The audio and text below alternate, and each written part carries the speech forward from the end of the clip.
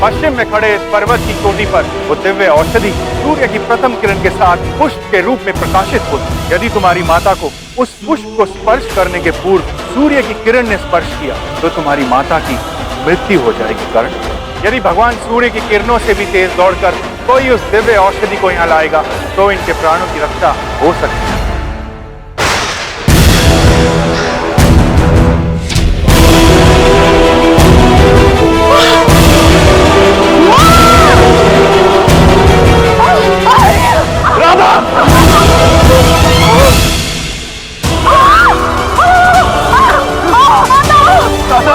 किंतु पिताश्री, माता को बाण किसने मारा?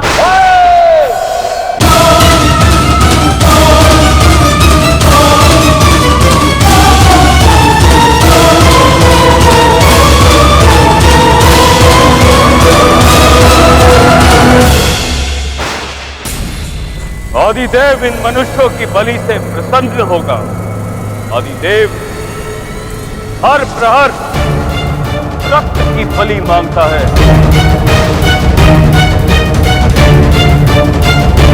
मेरी माता के प्राणों की रक्षा कीजिए। मुझे वेद की आवश्यकता है। उनके प्राण संकट में है। प्राण तो तुम्हारे भी संकट में है बालक। मुझे फिर मेरी माता की मृत्यु का है। यदि मेरी मृत्यु से मेरी माता के प्राणों की रक्षा हो सकती है तो मेरे प्राण ले लीजिए। आदिदेव बलि मांगता है। तुम्हारी माता की पीड़ा अब केवल आदिदेव ही शांत कर सकता है। प्रणाम सूर्यदेव। आपका पुत्र कर्ण इतनी विपत्तियों का सामना क्यों कर रहा है? सोना पिघल कर कुंदन बनता है और शक्तियां संघर्षों के कारण सामर्थ्य में परिवर्तित होती हैं। पुत्र शनि, आप अपने पुत्र की सहायता नहीं करेंगे भगवान सूर्य? सहायता करने का कार्य तो भाई का होता है ना। वही तो कर रहा हूँ पिताश्री। ये सारी विपत्तियां मेरे कारण। कर्ण के भाग्य में मेरी दृष्टि से 7.5 वर्ष की कठिनाइयां लिखी हैं। आज मैं उसकी अंतिम परीक्षा लूंगा। जीवन और मृत्यु का अंतिम खेल होगा आज। नहीं माता। नहीं पुत्र कर्ण, नहीं। ध्रुता ने समस्या का उपाय नहीं है।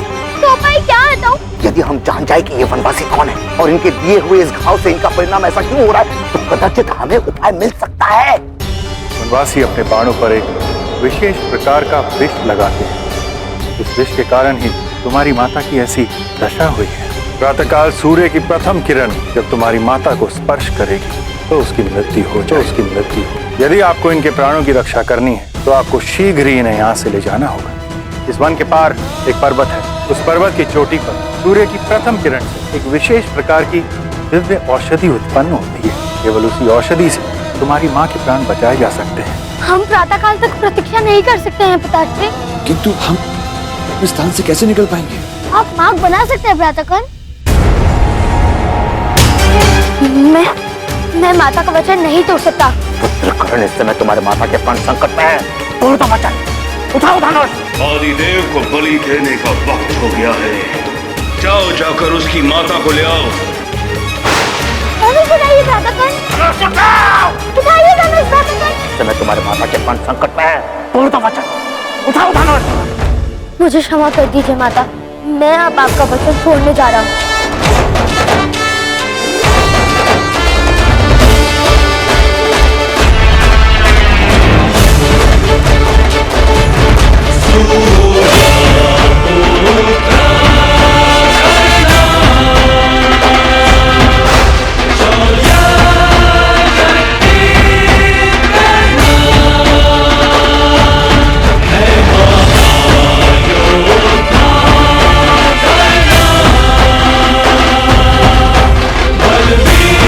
आदिदेव बलि मांग रहा है। कहाँ है बलि? यहाँ है बलि।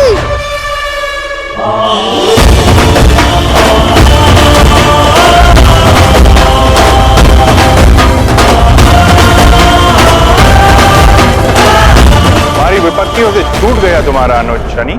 अभी मेरी दृष्टि उस पर है पिताश्री। अब उसके मार्ग में कौन सी विपत्ति लाने की इच्छा है? सबसे बड़ी विपत्ति पिताश्री आपकी पहली किरण यदि कर्ण की माता को स्पर्श करेगी तो उनकी मृत्यु हो जाएगी। आपकी पहली किरण से उत्पन्न हुआ पुष्प ही उनकी माता को जीवन दान दे सकता है। आप ही अपने पुत्र की सबसे बड़ी विपत्ति हैं पिताश्री।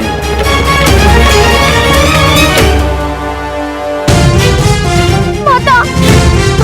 यही वो पर्वत है महोदय, यहाँ पूर्व से सूर्य नारायण का उदय होता है। पश्चिम में खड़े इस पर्वत की चोटी पर वो दिव्य औषधि सूर्य की प्रथम किरण के साथ पुष्प के रूप में प्रकाशित होती है और सूर्य भगवान जैसे जैसे यात्रा करते हैं वैसे वैसे उनका प्रकाश इस स्थान पर पहुंचने लगता है। यदि तुम्हारी माता को उस पुष्प को स्पर्श करने के पूर्व सूर्य की किरण ने स्पर्श किया तो तुम्हारी माता की मृत्यु हो जाएगी। कर्ण, यदि भगवान सूर्य की किरणों से भी तेज दौड़कर कोई उस दिव्य औषधि को यहाँ लाएगा तो इनके प्राणों की रक्षा हो सकती है। मैं करूंगा। मैं प्रातः काल चलती हूँ, वो औषधि अवश्य लेकर आऊंगा।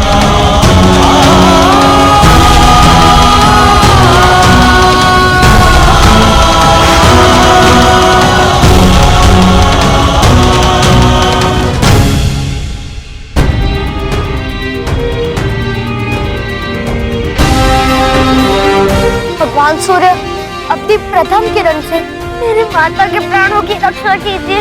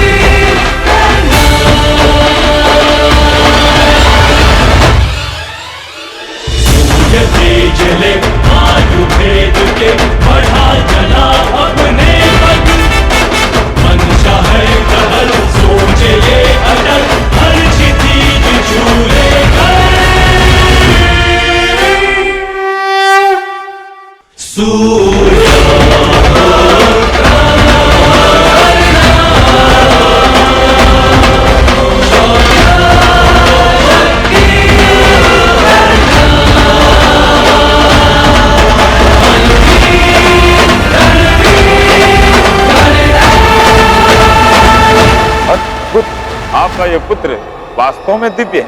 धैर्य, सामर्थ्य और आत्मविश्वास का बहुमूल्य संगम है इसके हृदय में। मेरा पुत्र अपने पराक्रमों से संसार में अमर होगा सही। जैसे तुम्हारी दृष्टि मनुष्य को विकट स्थिति में धैर्य सिखाती है, कर्ण का चरित्र मनुष्य को संघर्ष की प्रेरणा देता है।